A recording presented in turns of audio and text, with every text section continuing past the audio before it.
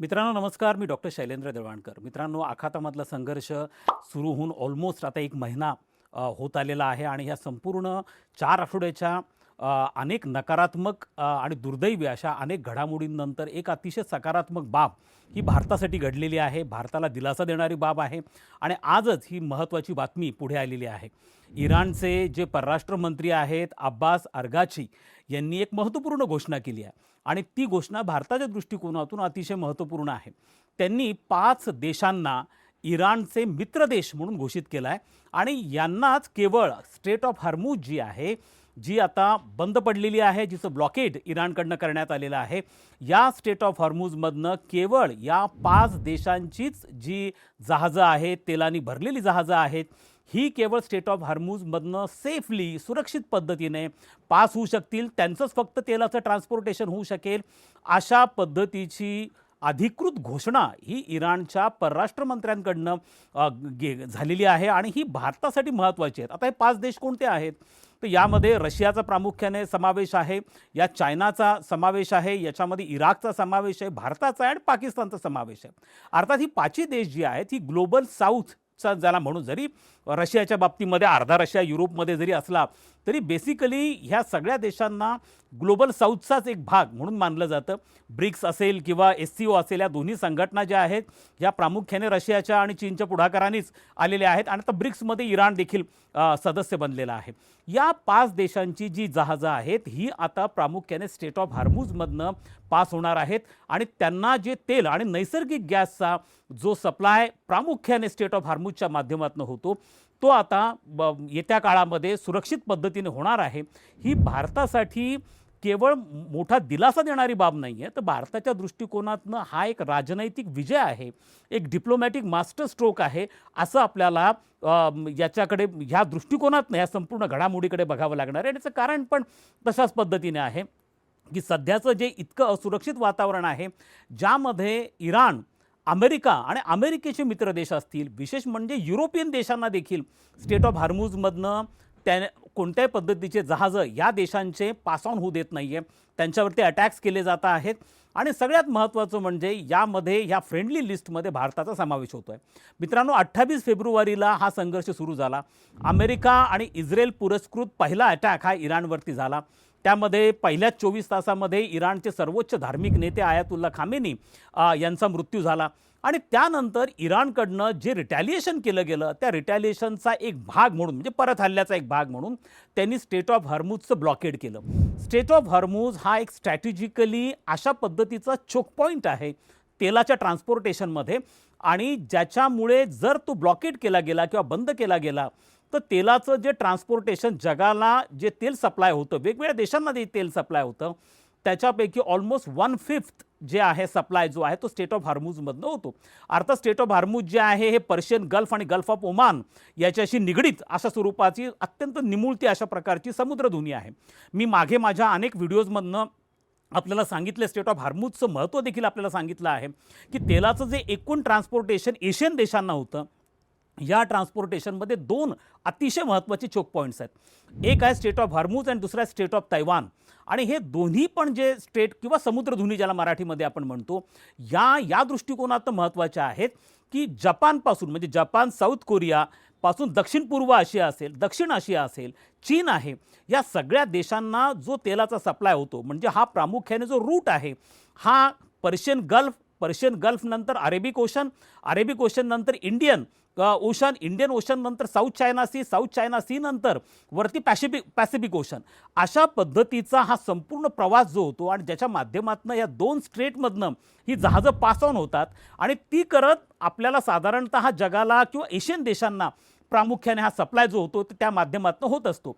आता याच्यामध्ये कळीचा मुद्दा असा आहे की हे स्ट्रेट ऑफ हॉर्मुझ जे आहे याच्यामधनं जे तेलाचं ट्रान्सपोर्टेशन होतं हे प्रामुख्याने जे अरब देश आहेत किंवा ज्यांना GCC मेंबर्स म्हणतात किंवा ओपेक आहे, किंवा जे ब्रेंट क्रूड ऑइल प्रोड्यूस करतात, या ब्रेंट क्रूड ऑइल प्रोडक्शन करणाऱ्या जे देश आहेत त्याच्यामध्ये प्रामुख्याने सौदी अरेबिया आहे, इराक आहे, इराण आहे, कुवेत आहे, UAE आहे, हे जे देश आहेत हे देश, कतार पण त्याच्यामध्ये महत्त्वाचा देश आहे जो LNGच्या प्रोडक्शनसाठी फार इम्पॉर्टंट कंट्री आहे. या सगळ्या देशांचं जे तेल आहे हे प्रामुख्याने स्ट्रेट ऑफ हार्मुझमधनं पास ऑन होत असतं. ही स्ट्रेट ऑफ हार्मुझ स्ट्रॅटेजिकली इतकी महत्त्वाची असल्यामुळे ती आजपर्यंत इतिहासात कधीही त्याचं ब्लॉकेड करण्यात आलेलं नव्हतं, त्याला कधी बंद करण्यात आलेलं नव्हतं. यापूर्वी अशा स्वरूपाचे संघर्ष म्हणजे फर्स्ट गल्फ वॉर झालं इराण आणि इराकमधलं, सेकंड गल्फ वॉर झालं, त्यापूर्वी इस्रायल आणि अरब देशांमधले अनेक संघर्ष पार पडले. यानंतर अनेक देशांमध्ये, इस्लामिक देशांमध्ये यादवी युद्ध झाले, दहशतवादी हल्ले झाले. या सगळ्या जरी घडामोडी घडत असल्या तरी कधीही स्ट्रेट ऑफ हार्मुझ बंद पडलं नाही. कारण स्ट्रेट ऑफ हार्मुझमधनं ऑइल ट्रान्सपोर्टेशन हे चालू राहावं हा अमेरिकेचा मेन कन्सर्न होता. कारण जर स्ट्रेट ऑफ हार्मुझ बंद पडलं तर जागतिक बाजारपेठेमध्ये तेलाच्या किमती प्रचंड वाढू शकतात आणि जे आपण आज पाहतो आहोत. आणि तो अमेरिकेसाठी मेन कन्सर्न आहे.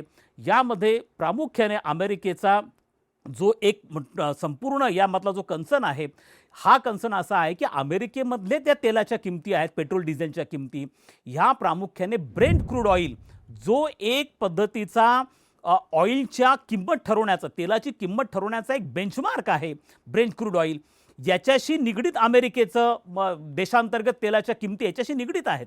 आणि त्यामुळे अमेरिकेचा कन्सर्न हा असतो की कधीही कोणत्याही परिस्थितीमध्ये जे ब्रेंट क्रूड ऑइल आहे त्याचं ट्रान्सपोर्टेशन थांबायला नको. मात्र ह्या 27-28 दिवसांच्या संघर्षामध्ये स्ट्रेट ऑफ हार्मुझ ठप्प झालेला आहे आणि त्यामुळे याचा परिणाम स्वाभाविकपणे आपण जगभरामध्ये बघतो. अनेक देशांमधनं तेलाच्या किमती या वाढलेल्या आहेत. याचा परिणाम हा महागाईवरती होणार आहे. महागाईवर होणार असल्यामुळे मी त्याचा उल्लेख केला माझ्या कालच्याच व्हिडिओमध्ये की इव्हन अमेरिकेचं जे फेडरल रिझर्व्ह आहे यांनी इंटरेस्ट रेट देखील कट करायला स्पष्टपणे नकार दिलेला आहे.